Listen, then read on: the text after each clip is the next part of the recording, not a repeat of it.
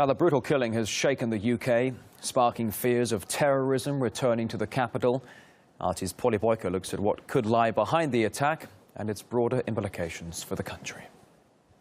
Prime Minister David Cameron has said that this is a most appalling crime and that there are strong indications that it was a terrorist incident, that the UK would never buckle in the face of terrorism. He has cut short a trip to Paris. He was there with Francois Hollande. He's going to be chairing a COBRA, an emergency government committee meeting. One of those meetings has already taken place, and the decision was taken to increase security outside other army barracks in and around London. The incident has been met by horror from politicians from all sides of the political spectrum. People are very shocked that this has taken place. But if indeed it is confirmed as an act of terror carried out by Islamic extremists, well then it's a brutal act that is very unprecedented for the UK. It presents a new reality for the British government and a new problem to face, really, because this wasn't a plot. It wasn't a sophisticated bomb plot like the ones we've seen foiled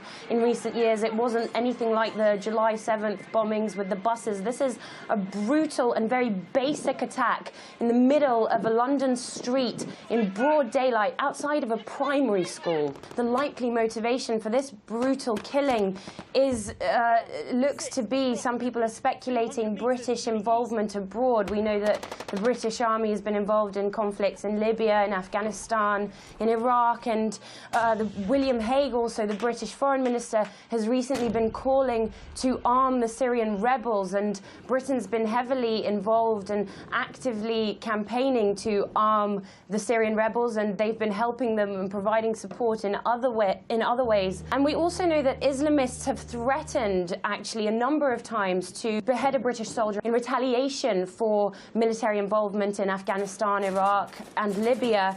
And in fact, 6 years ago, a group of British Pakistanis based in Birmingham were convicted of plotting such an attack, but today it looks like that attack may have taken place. It's not confirmed yet, but that's what a lot of people are talking about. And it's already causing a number of commentators to make the link between British involvement and this sort of what looks to be like a homegrown terrorist attack.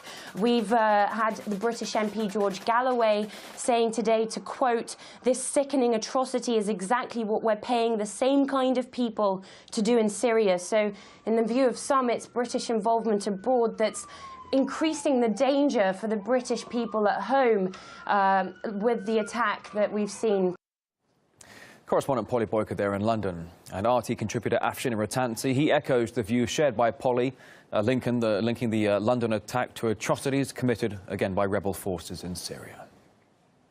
It is true that David Cameron and Hague are at the forefront, along with Francois Hollande in Paris, trying to support the rebels that are hacking to death Christians, Muslims, people of no faith at all in Syria. Perhaps people would have seen how alike the events in Woolwich were to the hacking we saw in the streets of, I think it was Homs. But of course, that kind of attack has been occurring all over Syria, except, as I said, the British government is supporting the people with the machetes. I have to say, when I first heard about this at 2 o'clock our time, and that it was a machete and that it was involving knives, and then, of course, the inevitable, there were Islamists, or there was some connection to Islam, one had to think, was the machete being supplied by William Hague?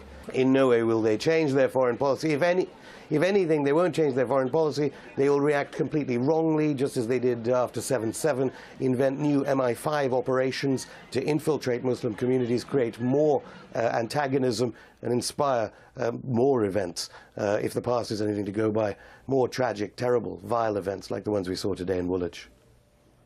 And here at RT, we've also got some reaction from across the Atlantic. Brian Becker from the Anti-War Answer Coalition. He believes such violence could have been predicted ever since the UK first embraced America's foreign policy actions abroad. This was a disgusting attack, a terrible assault, a murderous attack, one that people are sickened by throughout the UK and all over the world. But when we look into the broader context, we have to, I would say, note two particular things. One is there is an escalating cycle of violence that is predictable and was predicted. The British, along with the British meaning the British government, not the people, joined George W. Bush in the invasion of Iraq, support the war in Afghanistan, were principals in demanding the bombing of Libya, along with the United States and France and NATO, are arming the same rebels in Syria.